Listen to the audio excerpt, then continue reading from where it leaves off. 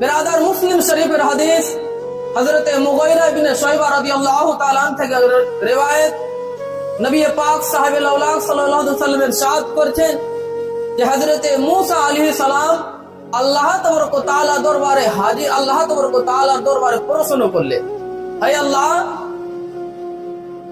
যাদের সবচেয়ে নিচ মর্যাদা, জান্নাতের মধ্যে সবচেয়ে নিচু মর্যাদা হবে, তাদের মাকাম কিরকম হবে, তাদের মর্যাদা কিরকম হবে? আল্লাহ তাবারক ওয়া তাআলা ইরশাদ করবেন যে সেই জান্নাতি, সমস্ত জান্নাতি ব্যক্তিগণেরা জান্নাতে প্রবেশ হওয়ার পর সেই ব্যক্তিকে জান্নাতে প্রবেশ করানো হবে এবং তাকে বলা হবে যে তুমি জান্নাতে প্রবেশ হয়ে যাও।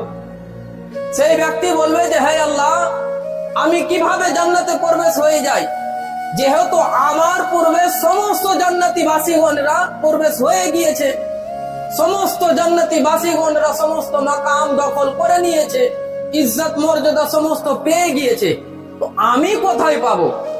আল্লাহ তাবারক ওয়া তাআলা ইরশাদ করবেন, হে আমার বান্দা, তুমি কি এই কথার প্রতি সন্তুষ্ট রয়েছো যে তোমাকে এত নিয়ামত, এরকম নিয়ামত দেওয়া হোক যেরকম পৃথিবীতে একটি বাদশা, একটি রাজা যেরকম সুখ শান্তিতে ছিল, সেই রকমের ধারণে তোমাকে একটি জান্নাতের মহল দেওয়া হোক, জান্নাতে সুখ শান্তি দেওয়া হোক? সেই ব্যক্তি বলবে, হে আল্লাহ, আমি আপনার প্রতি সন্তুষ্ট রয়েছি। বলুন সুবহানাল্লাহ।